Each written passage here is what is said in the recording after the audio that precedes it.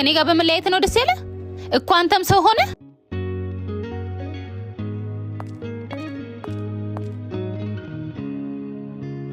ደህና ነሽ ፍቅር? የመጣሁት እንለያይልህ ነው።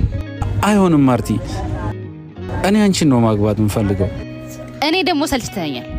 ቆይ ፍቅር ገንዘብ ይሆናል? ቤት ይሆናል? መኪና ይሆናል? በላ ተናገር።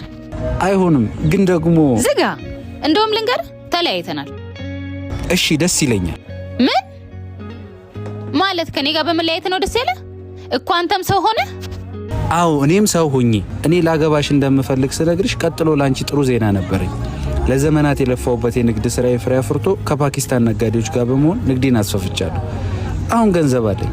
አንቺ ግን ከኔ ማንነት ገንዘብን ስላስበለጥሽ እዚህ ጋር ተለያይተናል። አይሆንም ቁጭ በል። ይልቅ አንቺም እዚሁ አዲስ አበባ ከግንቦት 7 እስከ 9 የሚካሄደውን ኢትዮ ፓኪስታን ኤግዚቢሽን በመሳተፍ ከ100 በላይ የፓኪስታን ነጋዴዎችን ማግኘት ትችላለሽ።